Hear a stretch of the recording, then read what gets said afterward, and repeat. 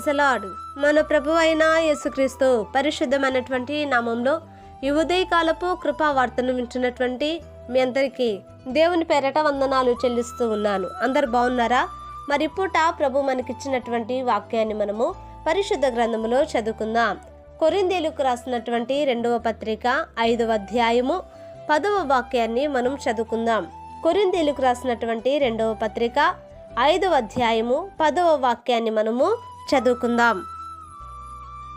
ఎందుకనగా తాను జరిగించిన క్రియల చొప్పున అవి మంచివైనను సరే చెడ్డవైనను సరే దేహముతో జరిగించిన వాటి ఫలమును ప్రతివాడును పొందునట్లు మనమందరమును క్రీస్తు న్యాయపీఠము ఎదుట ప్రత్యక్షము కావలయును. హల్లెలూయా. దేవుని బిడ్డలారా, గమనించండి, ఇక్కడ రాయబడినటువంటి దేవుని యొక్క వాక్యములో మనమందరమీ కూడా క్రీస్తు న్యాయపీఠం ఎదుట ప్రత్యక్షము కావాలి అని దేవుని యొక్క వాక్యము సెలవిస్తూ ఉంది. అవును నా దేవుని బిడ్డలారా, మరి మన యొక్క జీవిత కాలము ముగించబడిన తరువాత దేవుని యొక్క న్యాయపీఠం ఎదుట మనందరికీ కూడా ప్రత్యక్షమవుతున్నటువంటి ఆ దినము ప్రతి వారికి కూడా కలుగుతుందండి. మరి అక్కడ ఏం జరుగుతుంది?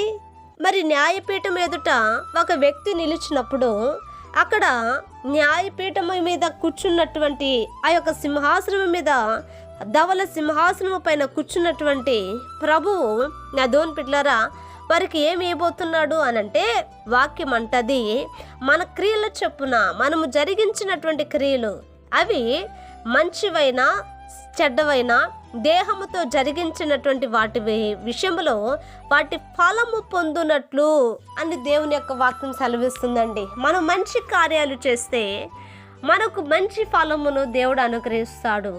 అలాగనే చెడ్డ కార్యాలు చేస్తే ఆ యొక్క ఫలము కూడా మరి భయంకరముగానే ఉంటుందని దేవుని వాక్యం సెలవిస్తుంది.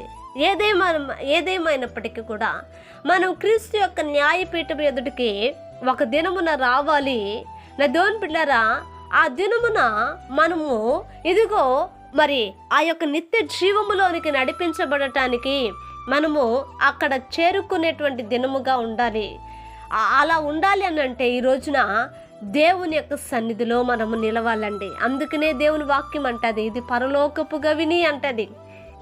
పరలోకానికి గవిని ఏది అనంటే దేవుని యొక్క మందిరం. దేవుని యొక్క మందిరములో ఎవరు పరిశుద్ధపరచబడతారు, ఎవరు ఆయన న్యాయ విధుల చొప్పున నడుచుకుంటారు, ఎవరైతే సన్మార్గములో సత్క్రియలను జరిగిస్తారో నా దేవుని బిడ్డలారా వారు క్రీస్తు యొక్క న్యాయపీఠం ఎదుట ఒక పరిశుద్ధుల గుంపుగా నిలిచి ఉంటారండి. హల్లెలూయా.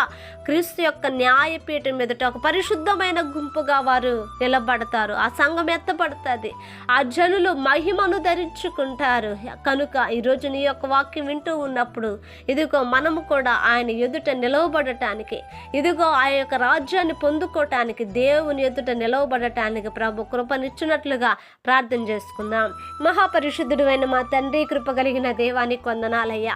ఈ ఉదయకాలమందు నాయన మీరు మాతో మాట్లాడినందుకే స్తోత్రాలు. నీ సన్నిధికి నాయన మేము నాయన నిలిచి ఉండగా, ఇదిగో నీ సన్నిధిలో నా ప్రభువా నీ ఎదుట మేము నిలిచి ఉండగా రేపటి దినమందు ప్రభువా ఇదిగో నాయన నా తండ్రి నీ రాజ్యములో అయాన తండ్రి నాయన ప్రత్యక్షముగా మేము నిన్ను చూచే భాగ్యాన్ని నా తండ్రి మీరు దయచేయమని ప్రార్థిస్తున్నా. ఈ వాక్యం విన్న ప్రతి వారిని ఆశీర్వదించి దీవించి కృపనిచ్చి నడిపించమని యేసు నామమున అడిగి వేడుకొంచున్నాము తండ్రి, ఆమేన్. Praise the lord. దేవుని కృప మీకు తోడై ఉండును కాక.